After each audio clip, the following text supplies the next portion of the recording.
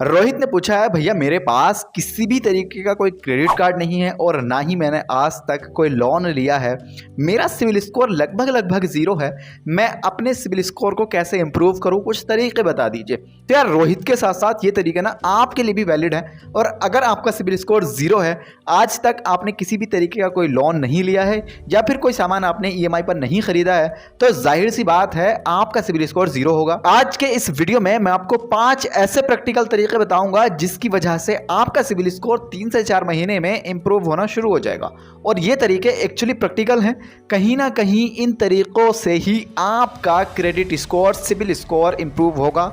अगर आप इन तरीकों को नहीं आजमाते हो तो आपका सिविल स्कोर इंप्रूव हो ही नहीं सकता। ये स्टार्टिंग के तरीके हैं, तो कृपया करके इस वीडियो को पूरा देखना अगर आपका सिविल स्कोर ज़ीरो है तो। देखिए सिविल स्कोर के फायदे क्या हैं, पहले ये मैं आपको बता दूं। आप कहोगे भैया IMI हम क्या करेंगे सिविल स्कोर का। देखिए सुनिए, आपके सिविल स्कोर से ना आपको इतना फायदा है, बेहद फायदा है। ठीक है, सबसे पहले अगर आपका सिविल स्कोर बहुत अच्छा है तो आपको लोन वगैरह मिलने में ज़्यादा दिक्कत नहीं आएगी। सेकंड, अगर आपका सिविल स्कोर बहुत अच्छा है तो आपको कोई भी कंपनी कार या फिर कोई भी कंपनी अदर चीज़ें या फिर किसी भी कंपनी के सामान को आप EMI पे बहुत ही इजीली ले सकते हो। और दोस्तों इन चीज़ों के अलावा भी बहुत सारे बेनिफिट्स हैं आपके सिविल स्कोर के। तो यार सिविल स्कोर इंप्रूव होना ना बहुत ज़्यादा ज़रूरी है। लगभग 700 से लेकर 850 900 तक सिविल स्कोर होता है और जिसका सिविल स्कोर 750 तक है वो भी कहीं ना कहीं एक ठीक ठाक माना जाता है। लेकिन अगर आपका सिविल स्कोर 850 या 900 तक भी है तो आप वाकई बहुत अच्छे व्यक्ति हो बैंक की नज़र में। तो चलिए दोस्तों, आज के इस वीडियो में 5 प्रैक्टिकल तरीके समझने की कोशिश करते हैं सिविल स्कोर को इंप्रूव करने के लिए। अगर आप इस चैनल पर पहली बार आए हो तो please hit the like button, साथ ही साथ चैनल को सब्सक्राइब भी कर लेना। नीचे आ रहा है सब्सक्राइब का बटन, क्योंकि हमें उससे थोड़ी सी हेल्प मिल जाएगी। चलिए पहला तरीका समझते हैं। देखिए दोस्तों, पहला जो तरीका है ना ये बहुत ही जेन्युइन है और ये तरीका ना सभी लोगों के लिए है। ठीक है, चाहे कोई गरीब हो या फिर कोई अमीर, आप इस तरीके से अपना सिविल स्कोर इंप्रूव कर सकते हैं। देखिए अगर आपका सिविल स्कोर वाकई जीरो है, अभी तक आपने कोई भी सामान EMI पर नहीं खरीदा है, तो सबसे पहले आपको सामान EMI पर ही खरीदना है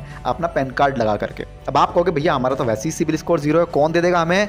तो भैया एक कंपनी है हमारे देश के अंदर जो है कहीं ना कहीं सैमसंग का मोबाइल फ़ोन आप किस्तों पर खरीद सकते हो अपना पैन कार्ड दिखा करके। और कई बार तो बिना पैन कार्ड के भी आप सैमसंग के सामान खरीद सकते हो, सैमसंग का मोबाइल खरीद सकते हो। लेकिन मैं जो आपको सजेशन दूंगा मैं यही दूंगा कि आप अपना पैन कार्ड के ऊपर सैमसंग का मोबाइल परचेज कर लें। अब आप कहोगे भैया ऐਵੇਂ ही कर लें, हमें तो ज़रूरत ही नहीं है सैमसंग का फ़ोन खरीदने की। और क्यों खरीदें हम सैमसंग का फ़ोन, सैमसंग का ही क्यों खरीदें। देखो सैमसंग वाले दे रहे भैया किस्तों पे फ़ोन, पहली चीज़ बिना किसी कार्ड के। ठीक है, अगर आप बजाज का कार्ड लगाओगे, बजाज फिनसर्व EMI कार्ड लगाओगे तो कोई भी कंपनी दे देगी। लेकिन सैमसंग वाले ना आपसे थोड़ा सा डाउन पेमेंट लेंगे। मान लो अगर कोई 20,000 रुपये का फ़ोन है तो 6-7 हज़ार रुपये आप डाउन पेमेंट कर दो या 2-3 हज़ार कर दो अगर आपकी जानकारी अच्छी है तो। और वो आपको आपके पैन कार्ड के ऊपर क्या देंगे, मोबाइल दे देंगे। अब आप कहोगे भैया हमें ज़रूरत नहीं है, हम क्यों लें। तो यार आप अपने किसी ऐसे जानते हुए व्यक्ति को दिला सकते हो जिसके ऊपर आपको बहुत ज़्यादा ट्रस्ट है। और यार ऐसा होता है, बहुत सारे लोग होते हैं जिनके ऊपर हम भरोसा कर सकते हैं, जो कि टाइम पे चीज़ें कर सकता है। ठीक है, और एक खास बात, अगर उस बंदे ने टाइम पर किस्त नहीं दी तो उसका फ़ोन लॉक कर देती है सैमसंग की कंपनी।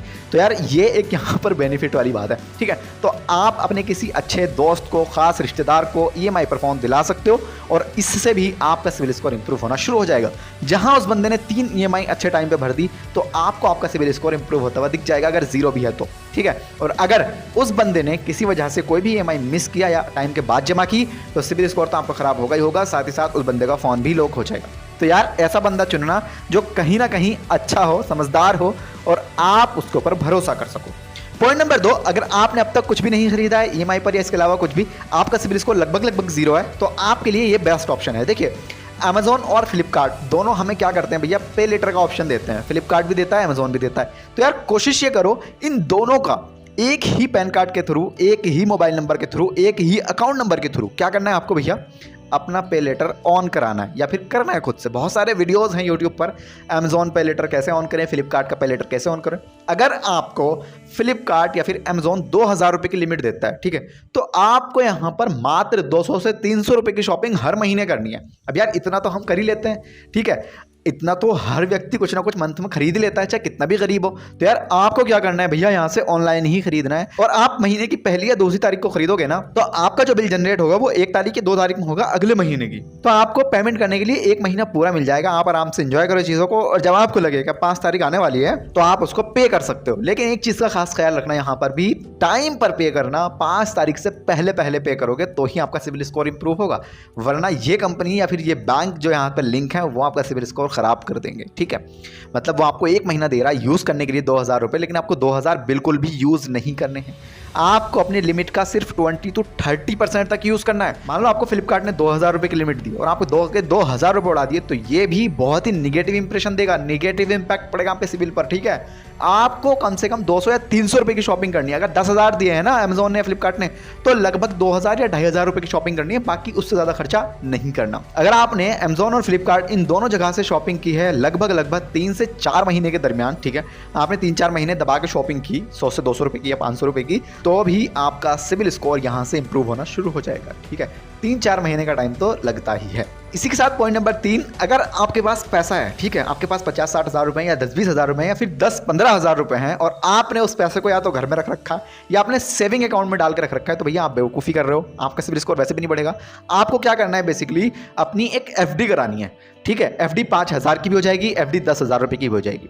और अगर आप एसबीआई में जाते हो, आई मीन टू से स्टेट बैंक ऑफ इंडिया जाते हो और उनको कहते हो कि हमें एक क्रेडिट कार्ड चाहिए और मैं एफडी कराने को भी तैयार हूं, तो वो आपकी 10,000 रुपये की एक एफडी बना करके दे देगा।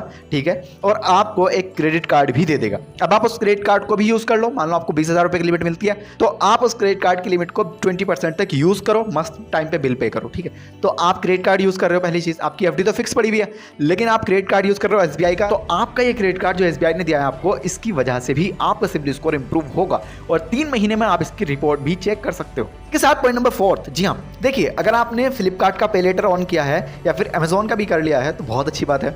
अब यहाँ पर क्या होगा, मान लो आप 3 महीने तक या 2 महीने तक बराबर से शॉपिंग कर रहे हो और टाइम पे बिल भी पे कर रहे हो।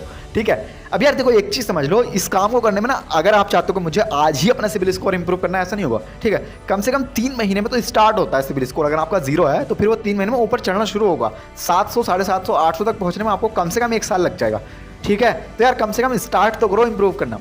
तो आपको क्या करना है, अगर आपको 3 महीने हो गए हैं फ्लिपकार्ट का पे लेटर ऑन किए हुए, तो वहीं पर ना आपको वो कुछ क्रेडिट कार्ड सजेस्ट करेगा फ्लिपकार्ट। ठीक है, लेकिन आपको वो नहीं लेने हैं क्रेडिट कार्ड, आपको वो क्रेडिट कार्ड लेना है जिसमें ना कोई एनुअल फीस हो, ना किसी तरीके का कोई जीरो चार्जेस हो, सब तरीके के। लिमिट चाहे कितनी भी मिले, हमें उससे कोई मसला नहीं है। फ्लिपकार्ट बाद में और ये जो एक्सिस बैंक के होते हैं, ये लिमिट को बढ़ा भी देते हैं, बट हमें वही क्रेडिट कार्ड लेना है जिसमें किसी भी तरीके के चार्जेस ना हो, कोई हिडन चार्जेस ना हो। ठीक है, तो वो क्रेडिट कार्ड के ऊपर बहुत सारे वीडियोस हैं कौन से लेने चाहिए, लेकिन फिलहाल आप फ्लिपकार्ट का पे लेटर ऑन करोगे, 3 महीने के बाद आपको वो दिखाना शुरू करेगा कि ये क्रेडिट कार्ड ले लो, वो क्रेडिट कार्ड ले लो। और अगर आपको एक्सिस बैंक का फ्लिपकार्ट के थ्रू क्रेडिट कार्ड मिल जाता है तो आप उसको यूज़ करना शुरू करो। ठीक है, वही 20% 30% तक यूज़ कर लो उसकी लिमिट को, उसके बाद आपका सिबिल स्कोर इस तरीके से भी इंप्रूव हो सकता है। इसी के साथ पॉइंट नंबर 5, जी हाँ, अगर आपके पास आज भी 0 बैलेंस अकाउंट है और आप उसी को मेंटेन कर रहे हो, तो ये तो आप बहुत बड़ी गलती करो भैया। ठीक है, अगर इसी तरीके से आप करते रहे ना, तो जिंदगी में आपका सिबिल स्कोर इंप्रूव नहीं होगा। आपको क्या करना है, अपना एक पैन कार्ड लीजिए, अपना आधार कार्ड लीजिए, सबसे पहले पहुंचिए एसबीआई या फिर किसी भी बैंक चले जाओ, वहां पर जाकर उनको बोलिए भैया एक जनरल अकाउंट खोल के दो, एक सेविंग अकाउंट खोल के दो, 2-3 हज़ार रुपये की लिमिट वाला। ठीक है, एसबीआई में तो खैर नहीं है लिमिट अभी, लेकिन और बैंकों में लिमिट भी है और कुछ में नहीं है, कुछ में है। ठीक है, तो आप एसबीआई जा सकते हो, बिल्कुल फ्री ऑफ कॉस्ट अकाउंट खुलवाओ अपना, किसी तरीके का कोई बीमा मत कराओ, या फिर करा भी सकते हो, उसमें आपका फायदा आपका नुकसान पढ़ लेना है एक बार, टर्म्स एंड कंडीशन। अब अगर आप एसबीआई के अकाउंट को मुश्किल से मुश्किल 6 महीने बहुत अच्छे से मेंटेन करते हो, तो एसबीआई क्या करेगा, आपको एक क्रेडिट कार्ड ऑफर करेगा। ठीक है, और आप उस क्रेडिट कार्ड को यूज करना शुरू करोगे तो उससे भी आपका सिबिल स्कोर इंप्रूव हो जाएगा। और यार एसबीआई ना आपको एवरी क्रेडिट कार्ड ऑफर नहीं करेगा, कहीं ना कहीं आपका CIBIL score automatically saving account maintain करने से भी इंप्रूव हो जाएगा। ठीक है, तो ये बात समझ लेना, सेविंग अकाउंट ही मेंटेन करो। ये जो 0 बैलेंस अकाउंट है भैया, इनको कोई फायदा नहीं है। थोड़ा सा लालच हमें दिखता है कि कोई पैसा नहीं कट रहा, कुछ नहीं हो रहा, नोटिफिकेशन आ रही है मस्त, लेकिन इनके नुकसान कितने ये भी आप समझ लो। आपको सबसे पहले आपका सिबिल स्कोर यहाँ पर 0 रहने वाला है अगर यूज कर रहे हो तो। ठीक है, तो कम से कम एक सेविंग अकाउंट खुलवाओ, उसको ही मेंटेन करो। फोन पे या गूगल पे सब कुछ चलाना है उसी के अंदर चला लो। ठीक है, लेकिन उसी को मेंटेन करो। तो यार सेविंग अकाउंट अगर आपका अच्छे से चलता है 1-1.5 साल तक, 3-4 महीने तक, 5-6 महीने तक आप उसको अच्छे से मेंटेन करते हो, तो यहाँ से भी आपका सिबिल स्कोर 100% इंप्रूव होगा। इसी के साथ है लास्ट नंबर 6, अगर आपका प्लान है भाई साहब कोई सामान खरीदने का, चाहे वो बाइक हो, चाहे वो 4 व्हीलर हो, या फिर कोई सामान हो like fridge, washing machine, AC, cooler, पंखा, तगड़ा वाला पंखा, ये सीलिंग फैन की बात नहीं करे तो 1000 रुपये का जाता है। अगर आपका मन है इन चीज़ों को खरीदने का और आपको अपना सिबिल स्कोर भी इंप्रूव करना है, तो यार इन सभी चीज़ों को आप खरीदिएगा अपने पैन कार्ड के थ्रू ईएमआई पर। ठीक है, जब आपका पैन कार्ड लगेगा, साथ में आप ईएमआई टाइम पर पे करोगे, तो यार आपका CIBIL score with in 3 months improve होना शुरू हो जाएगा। ठीक है, ये 6 तरीके हैं, इन 6 तरीके से आप अपना सिबिल स्कोर इंप्रूव कर सकते हैं। अब यार इसके अलावा कुछ काम ऐसे हैं जो आपको करने चाहिए और कुछ काम ऐसे हैं जो आपको नहीं करने चाहिए। कौन से करने चाहिए वो समझ लो। सबसे पहली चीज़ ये है, अगर आपका सिबिल स्कोर आपको नहीं लग रहा कि ठीक ठाक है और आप कहीं लोन वगैरह के लिए जा रहे हो लेने के लिए, तो आपको एक टाइम पे बहुत सारे बैंकों में लोन के लिए अप्लाई नहीं करना है। क्योंकि भाई साहब ऐसा होगा, एक बैंक ने आपका रिजेक्ट कर दिया तो फिर सारे बैंक रिजेक्ट करना शुरू कर देंगे। उससे जो आपकी सिबिल की कंडीशन है ना, वो बहुत ही गंदी होने वाली है। तो ये काम कभी भी मत करना। एक बैंक के लिए अप्लाई करो, अगर वो करता है ठीक है, अगर उसने मना कर दिया तो फिर दूसरे बैंक के लिए अप्लाई करो। एक साथ सारे बैंकों में जाके अपना तेल फूको मत, ठीक है। इस बात को ध्यान से सुनना, इससे आपके सिबिल स्कोर पर निगेटिव इंपैक्ट पड़ता है। सेकंड ये है, अपनी ईएमआई हमेशा टाइम पर ही पे करो, ठीक है। ईएमआई का मतलब ही यही है कि आप उसको टाइम पर पे कर सको, इसीलिए तो ईएमआई बनवाई है ना आपने, कि जिससे आप टाइम पर पे कर सको उसको, और आप उसको भी डिले करने में लगे हुए, तो बैंक तो भैया करेगा ना आपके साथ उल्टी सीधी चीज़ें। आपका सिबिल स्कोर तो बैंक खराब करेगा ही फिर। तो इससे अच्छा ये है अपनी ईएमआई हमेशा टाइम पर ही पे करें। थर्ड ये है, अगर आपने अभी तक किसी भी तरीके का कोई लोन नहीं लिया है तो लोन लेने की शुरुआत करें। अगर ज़रूरत नहीं भी है, ठीक है, तो यार ऐसा लोन ले लो जिसमें बहुत ही कम इंटरेस्ट लग रहा है और बहुत ही कम चीज़ें हो रही हैं, और 3 महीने का 2 महीने का आप लोन ले सकते हो।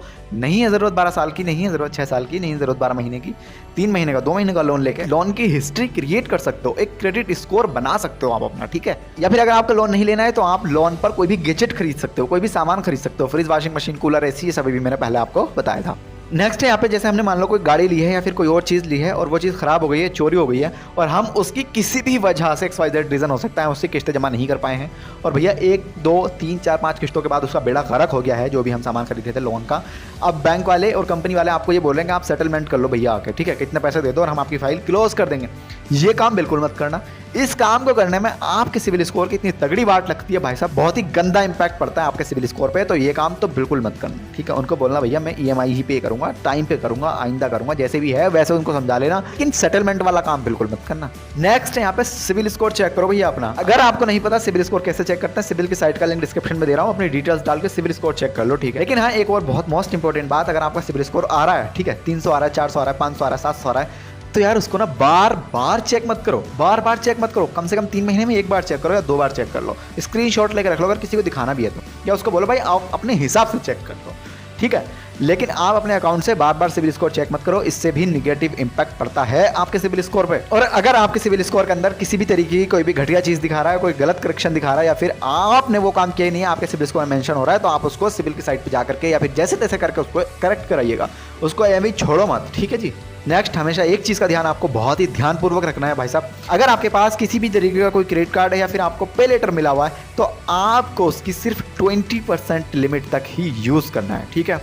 मान लो आपको 20,000 रुपये दिए हुए हैं, तो उसकी बस 20% तक यूज़ कर लो, यानी कि सारे 20 के 20,000 उड़ा दिए और आके फिर पे कर रहे हो। इससे भी बहुत निगेटिव इंपैक्ट पड़ता है। साथ ही साथ अपने क्रेडिट कार्ड से कभी भी कैश विड्रॉल ना करें, इससे भी बहुत निगेटिव इंपैक्ट पड़ता है। बैंक और साइट सोचती है कि ये बंदा तो यार बहुत ही गरीब शरीब है, कर्जेदार है, ये तो सब कुछ कर्जे पे लेके कर रहा है, तो इसको हम आगे से चीज़ें खस्ता देने की कोशिश करेंगे, फ्रेश माल नहीं देंगे।